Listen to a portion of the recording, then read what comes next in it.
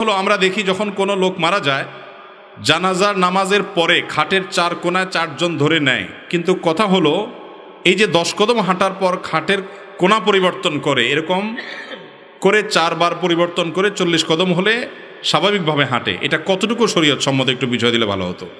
এ বিষয়ে আমরা এর আগে বারবার বলেছি বিভিন্ন প্রশ্নোত্তর সেশনে। দেখেন, জানাজার লাশ, মৃত মানুষের লাশ দাফন যারা করে তারা, তাদের মধ্যে এক ধরনের গাম্ভীর্য থাকবে, ভীতিকর একটা পরিস্থিতি থাকবে। সাহাবীরা যখন লাশ বহন করতেন খুব নীরব হয়ে যেতেন, নিস্তব্ধ হয়ে যেতেন, তারা ভাবতে থাকতেন যে আমাদেরকে এইভাবে একসময় বহন করা হবে।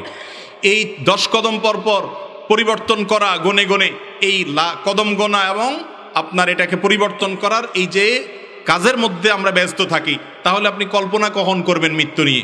আপনার জীবনে বাস্তবতা নিয়ে আপনি ধ্যান কখন করবেন? বিধায় এটা উচিত না। তাছাড়া কোনো কোরআন হাদিসের কোথাও বলা হয়নি যে মৃত ব্যক্তিকে লাশ বহন করতে হলে 10 কদম পর পর পাল্টাইতে হবে। এগুলো কে বা কারা চালু করে দিয়েছে, এগুলোর কোনো প্রুফ বা এগুলোর কোনো ভিত্তি নবী করিম সাল্লাল্লাহু আলাইহি ওয়াসাল্লামের কোনো হাদিস থেকে পাওয়া যায় না। এগুলো